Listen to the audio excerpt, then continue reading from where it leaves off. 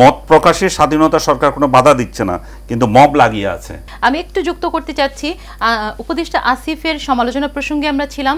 উনি কিন্তু নির্বাচন করার একটা ইচ্ছা প্রকাশ করেছেন এবং বলেছেন যে যথাসময়ে উনি উপদেষ্টা পরিষদ থেকে পদত্যাগ করবেন। যথাসময়টা কখন সেটা সংজ্ঞা আসলে আমরা জানি না। দুটা বিষয় মিলে আপনার কাছে জানবো আসলে যে একজন এখনো উপদেষ্টা পরিষদে আছেন এবং তিনি নির্বাচন করতে চাচ্ছেন এবং নানাবিধ সমালোচনায় তিনি অভিযুক্ত।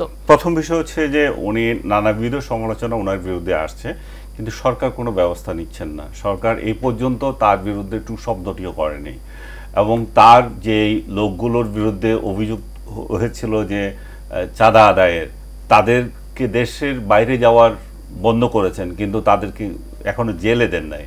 প্রাতিষ্ঠানিক কোনো ব্যবস্থা নিতে আমরা দেখছি না এখনো। যে 2-4 টাকা যারা করে তাদেরকেই শুধু জেলে দেয়, বাকিদের এদের দেখে না সরকার।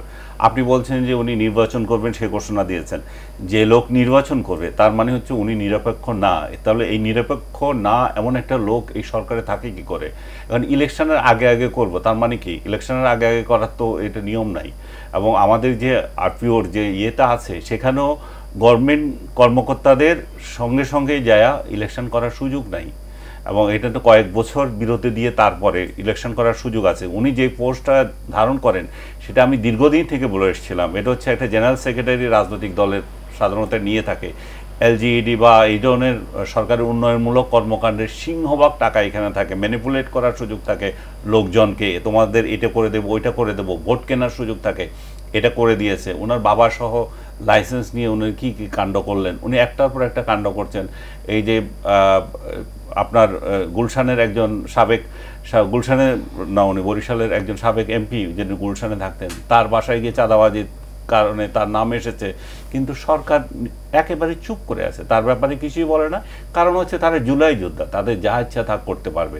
এখন সরকার নিজেই তো, কালকে আমি দেখলাম দেবপ্রিয় বললেন 1 বছর পার হয়ে গেছে, সরকার প্রতিশ্রুতি দিয়েছে তাদের যে সম্পদের হিসাব সেটা দেওয়ার। ডক্টর ইউনূস এবং তার পরিষদ সেই হিসাব দেননি।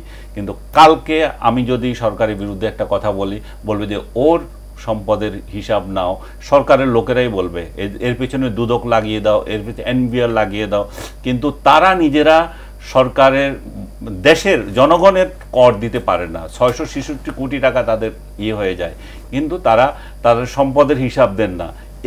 এগুলা নিয়ে কোনো কথা বলা যায় না। এগুলা যদি কোনো কথা বলেন তাহলে আপনাকে বলবো যে দেশদ্রোহী, সরকার বিদ্রোহী এই জাতীয় লোকজন, এরা তার থেকে বড় কথা, এরা স্বৈরাচারকে ফিরিয়ে আনতে চায়, শেখ হাসিনাকে ফিরিয়ে আনতে চায়। তাদের বিরুদ্ধে অভিযোগ হবে, হবে, যা ইচ্ছা তা বলতে পারবে। তার ডক্টর ইউনূস যাকে যখন ইচ্ছা নিয়োগ দিতে পারবেন, এবং মানে সিনিয়র সভাপতি, সিনিয়র সেক্রেটারির নিচে উনি কাউকে পোস্ট দেন না। কোত্থেকে কারে জানি ধরে আনা একটা কিছু বানায় দেয়। উনার সাথে যাদেরই সম্পর্ক আছে তাদেরকে ওনার চারপাশে নিয়ে আসবেন উনি। গত 1 বছর ধরে উনি তাই করছেন। যেখানে যাকে পাচ্ছেন বিদেশ থেকে অমুক তমুক তারে নিয়ে এসে তার গ্রামীণ ব্যাংকের লোকজন, এগুলাকে দিয়ে সরকার চালাচ্ছেন। এবং মত প্রকাশের স্বাধীনতা সরকার কোনো বাধা দিচ্ছে না, কিন্তু মব লাগিয়ে আছে। সরকারকে সমর্থক জুলাই নাম ঝুলিয়ে বিভিন্ন ব্যানার তৈরি করা আছে। সেই ব্যানারে টোকাই শ্রেণীর কিছু লোক, বুদ্ধিজীবী, এরা লাগিয়ে দিয়েছে পাবলিককে ট্যাগ করা, পাবলিককে ট্যাগ দেওয়া, এই স্বৈরাচারের দালাল, এই কালচারাল ফ্যাসিস্ট, এগুলা করা, যেগুলো শেখ হাসিনার আমলে শেখ হাসিনা সরকারের লোকজন করত।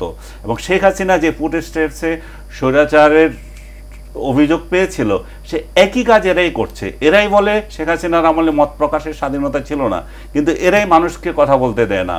এরাই বলে যে 16 বছর ভোট দিতে পারে নাই, কিন্তু ভোটের কথা আসলে এরা বলে যে 5 বছর থেকে যাক ডক্টর ইউনূস। সে এরকম কাণ্ড তারা একের পর এক করতে আছে। সবচেয়ে বড় সমস্যা পড়েছে মত প্রকাশ করা মানে হচ্ছে যে সে লোক শেখ হাসিনাকে ফেরত আনতে চায়। এই যে ট্যাগ দেওয়া, এটাতেই মানুষ আতঙ্কগ্রস্ত, মানুষ কথা বলতে পারছে না। কথা বলে রিকশাওয়ালার মতো একটা সাধারণ লোককেও কথা বলার জন্য জেলে দিয়ে দিচ্ছে, তাও হত্যা মামলায়। মত প্রকাশের ক্ষেত্রে আপনি বলছেন কথা, আমরা কিন্তু কথা বলছি, আগের চাইতে কি পরিস্থিতি পরিবর্তিত মনে হয় না? সরকার কিন্তু বাধা দিচ্ছে না কথা বলতে। আমি যে কথা বলছি, আমাকে সারায়ণ গড আমাকে কোনোদিন বলে নাই যে আপনি এটা বলতে পারবেন না, কিন্তু কথা হচ্ছে যে সরকারের দালালি করা যে সমস্ত অর্গানাইজেশন গজিয়ে গেছে, টোকাই কতগুলো জুলাই ব্যানার লাগিয়ে কতগুলো সংগঠন খুলে ফেলছে, এই টোকাইরা আপনাকে মত প্রকাশে বাধা দিচ্ছে। সরকার এই জায়গায় কোনো কার্যকর ব্যবস্থা নিয়েছেন। প্রাতিষ্ঠানিক কোনো সিদ্ধান্তের জায়গাটি আমরা দেখতে পাচ্ছি না। নির্বাচন, সংস্কার, বিচার, আসলে কোনটা আগে জরুরি আপনি যদি আমাদেরকে ছোট করে বলেন? সংস্কার, নির্বাচন, খুব ছোট করে। সংস্কার তো চলমান, এটা তো চলবে। বিচার একটা চলমান প্রক্রিয়া। আপনি যে বারবার বলছেন ত্বরান্বিত করার কিছু নাই। ত্বরান্বিত করা মানে হচ্ছে আপনি কাউকে বিচারের প্রক্রিয়ায় না গিয়ে জেল দেওয়া, জুলুম করা, এটা সেটাও তার ইচ্ছা অনুযায়ী চলবে। মানে সংস্কার, বিচার দুইটাই তার নিয়ম অনুযায়ী চলবে। আমরা নির্বাচনের দিকে এগিয়ে যাব। নির্বাচন হচ্ছে আপনার হাতে, নির্বাচনটাই করতে হবে আগে।